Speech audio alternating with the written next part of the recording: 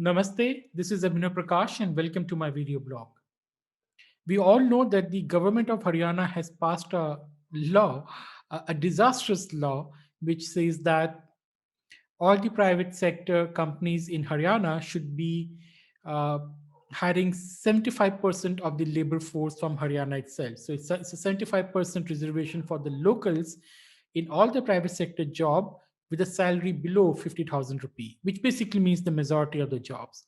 I think this is a very dangerous step which has been taken because it threatens to unravel the Haryana growth story.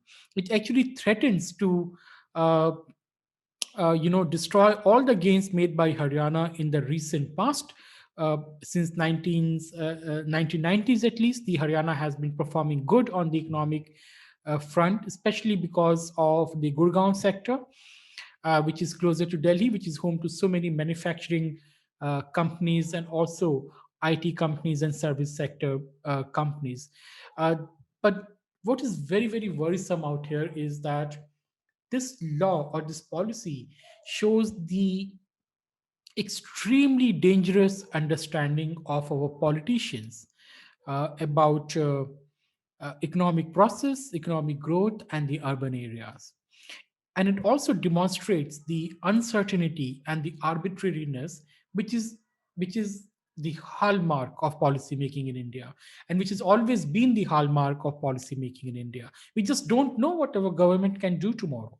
I mean, so much of arbitrariness in the hands of the governments, both the state and the center, by the way. So the first question which arises is that what data or evidence is this law based on? I mean, what was the basis on which this policy was framed? I mean, how many migrants are there in Haryana in the sense that they're taking away all the jobs of the locals? We don't know because there's no such data available. But if you go by the census data, the 2011 census data, the interstate migrant labor force constitute only around 8% at the national level, and majority of which is simply intrastate migration. So let's say it's Noida. So uh, people moving from, let's say, Eastern UP or moving from Kanpur or Unnao to Noida to work. So it's an intrastate migration, which accounts for most of the migration in our urban areas. But even counting for that, only 8% is the national average of our migrants in the urban workforce. So we can guess what would be the percentage of migrants in Haryana. But then we made this law. I mean, what is the percentage of non-locals in employment below 50,000 per month? No data. What is their contribution to the state GDP? No data. What are their skill sets, or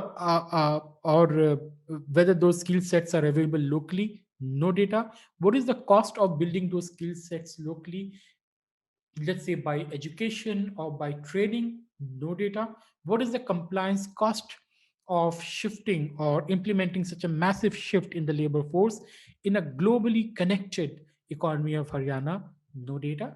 Just the government thought because it's a populist demand, and BJP government in Haryana buckled under its the pressure of its ally, and you impasse this law. I mean, it's just that you can make law based on whims and fancies. This is what it is. The second is that Haryana is a very small state with a small population. This population cannot sustain such a dynamic, vibrant economy, which you see in the NCR region of Haryana, especially the Gurgaon sector. Many industries have grown in Haryana because the governments were very business friendly. There was availability of land. It was close to Delhi and especially close to Delhi airport. And there's no other special reason why the industry shifted to Haryana. In fact, the Gurgaon started booming when there were lots of these lands, the ceilings and environmental laws and regulations which came up in Delhi, and you wanted to shift all those manufacturing and units and factories out of Delhi. So they went to the outskirts of Delhi, especially in Gurgaon. The reason was that the government in Haryana was looking the other way. So the Gurgaon and the nearby areas in Haryana were built literally at the midnight when the government was sleeping. because they were no, and let me be very clear, all those manufacturing units, manufacturing sector, everything came up in Gurgaon in violation of the law, right? So they were all violating all the labor laws, all these kind of laws, and they were doing those things because it's 80s and the 90s are talking about all those license laws and everything. So they were blatantly violating all the government laws, and this is why the Gurgaon actually grew up to be an economic hub, which which tells you a lot, which tells you that the laws in this country are so bad that you're better off violating them if you want to grow economically. But instead of reforming the laws, instead of making them more business friendly, what we do, we go after the companies and start punishing them for doing what is natural. I'm not saying that you do criminal activities, right, or you do labor exploitation, that you are sucking their blood, but this crazy administrative laws, I mean, they make no sense. But now what is happening is that somehow the government has come back with a vengeance and say, we allowed you to grow for 20, 30 years by violating our laws because we are looking the other way, but now we are going to make sure that you follow all the laws. And I think we're looking at a disaster here now. So the industrial belt of Gurgaon and Manesar is a hub of hundreds of companies across different sectors, right? Manufacturing, services, and so on. But they have backward and forward linkages with different parts of the country. So they have backward and forward linkages all across India, and they rely on the free labor movement not just for efficiency or competitiveness, but for the production process itself. We forget that the production process is highly fragmented today. You're making one part in Haryana, you're making one part in Rajasthan, you're making one part in Punjab, maybe you're making certain parts which you are getting from UP. You have your services consultancy based out of Delhi. It's an integrated project. It's an integrated production process. It relies on free movement of labor for the very process of production itself. Any policy that fails to consider the multi-layered supply chains and interdependence of services in manufacturing is a recipe for disaster. Remember, services sector and manufacturing sector cannot be looked in isolation to each other. Services are very important for the manufacturing. In fact, services constitute a very large part of value addition in the manufacturing process. Let's say consultancy, marketing, right? Uh, Engineering services.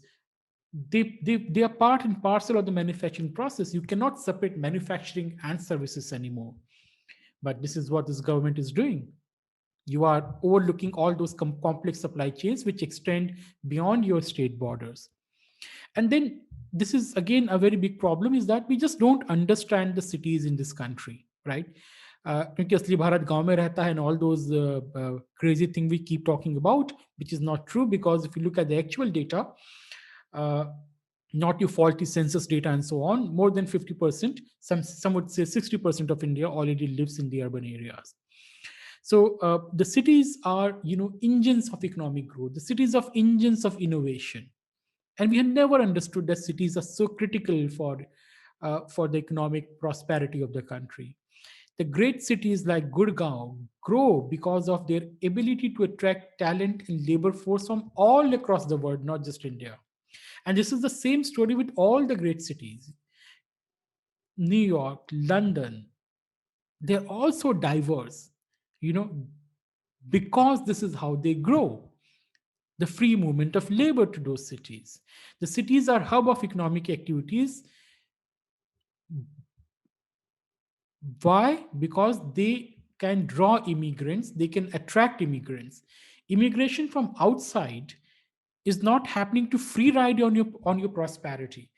Immigrants are not coming to the city just to free ride and get benefit of the great economic opportunity provided by that city. Those cities can provide economic opportunity. The cities are rich and prosperous. The very economic dynamism and prosperity of those cities depend on that labor migration. This is something we fail to understand. And this is why this government is saying that we want to curb migration to Haryana, and we want to check the growth of slums. I think that betrays that you just don't understand anything about urban economics. You have no idea of the economic process. You have no idea of the economic growth. And this is what should worry all of us, because it's the politicians and bureaucrats who are making these laws. They're the people who are running this country. They have no idea what they're doing. Slums, take for example slums. Slums are very important. If slums are existing in your city, that's the administrative failure, that you are unable to provide cheap housing for the poor people, and you are not able to provide respectable decent living space for the migrants who are coming. Slum are, you have to look at the slums as a stopover. So lots of these people come, migrant labor, they want a cheap place to stay, they stay there, they build their life, they contribute to the economy, then they move up the ladder. uh, but you want to destroy slums because you can't provide cheaper housing, and you don't want to allow them to stay in those slums.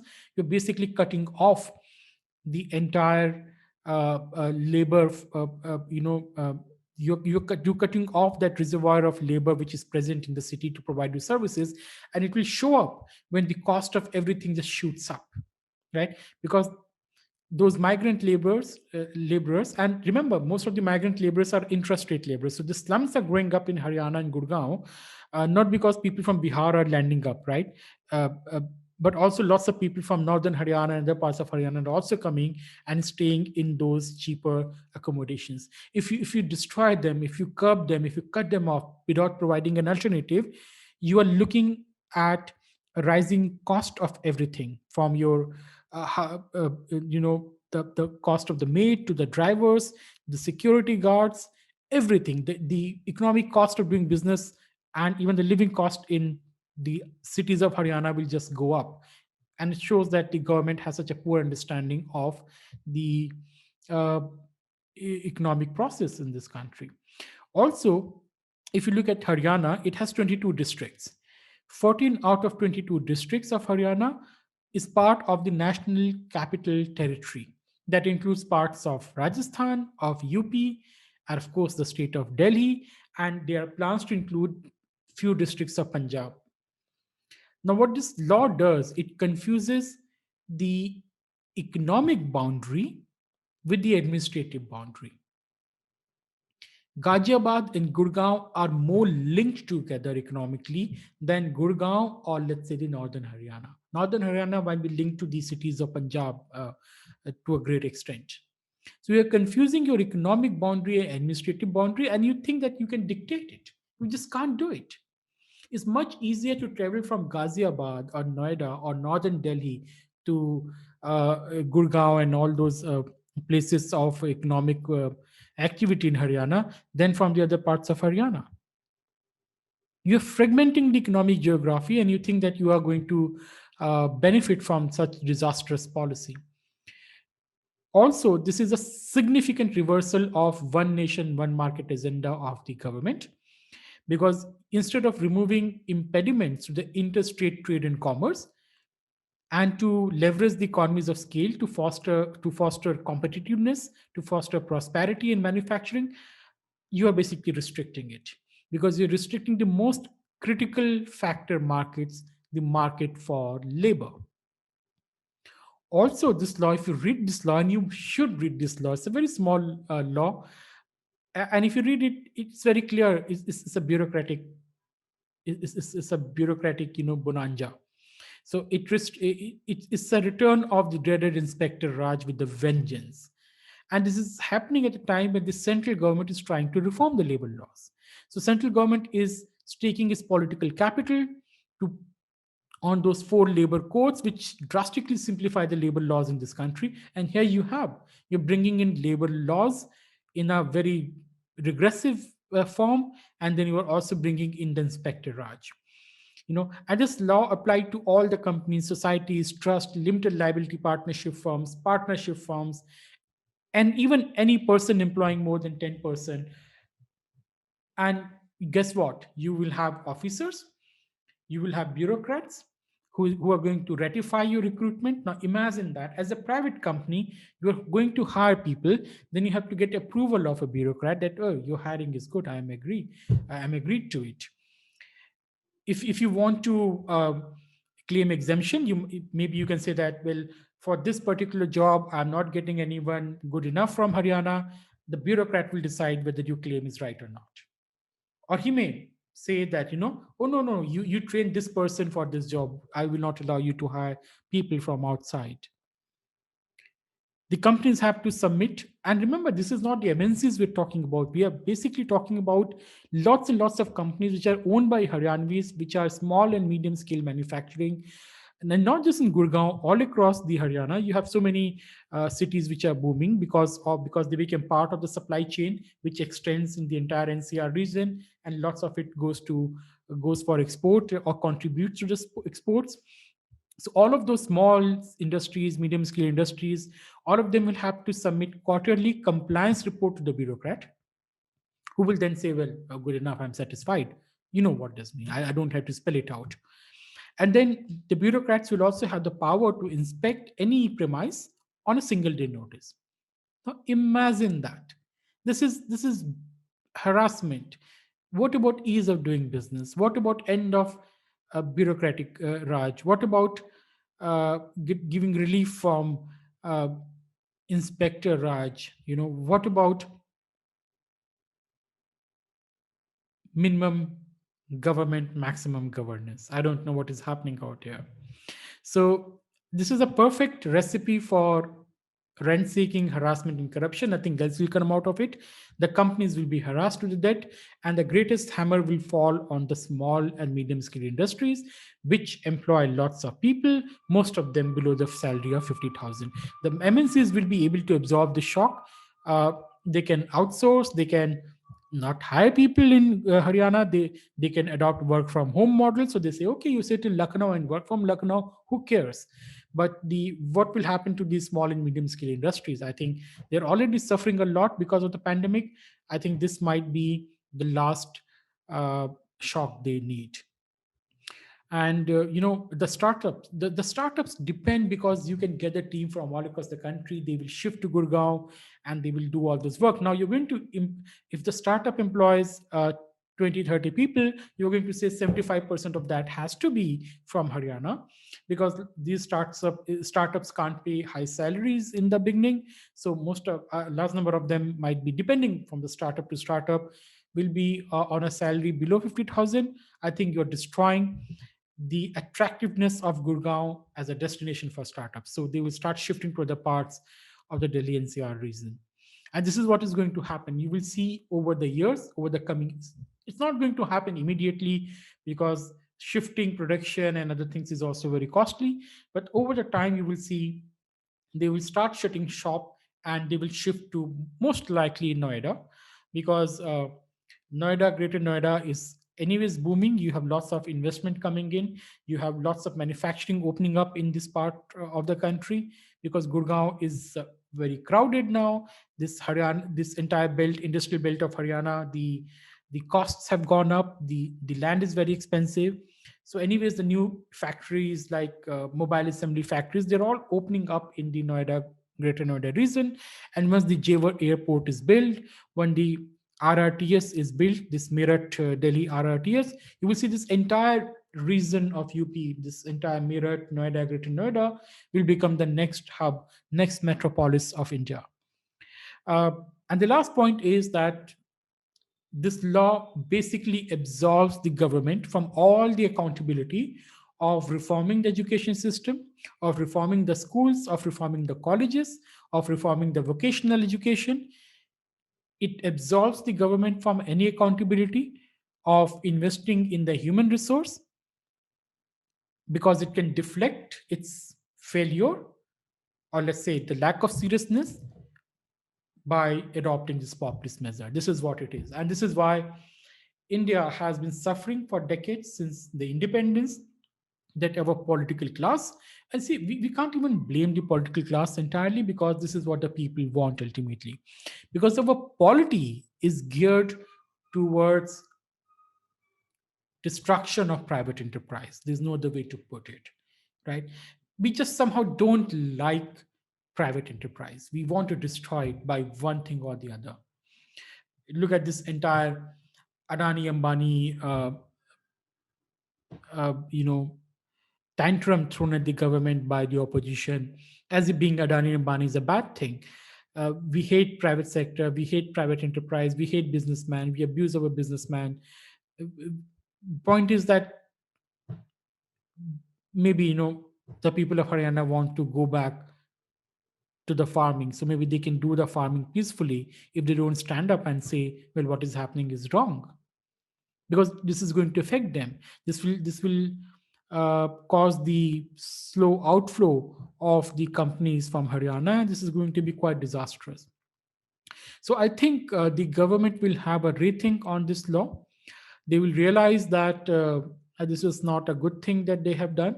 They might be having some political compulsions to pass this law, but ultimately they might, as the government in India do, they might dilute it by the stealth. So I think that's the last hope we can have, apart from what the judiciary does. But honestly, judiciary should not be deciding on everything in the world. Uh, and that is already a problem, that judiciary is deciding on everything, on every economic policy matter, which is again another problematic uh, arena in this country. But we hope that good sense will prevail, and perhaps Haryana will not suffer because we will find some jugaad to nullify this law. Uh, but thank you, people, for listening to this video blog. Please subscribe to the channel. You can also join as a member, and hoping to see you soon again. Thank you.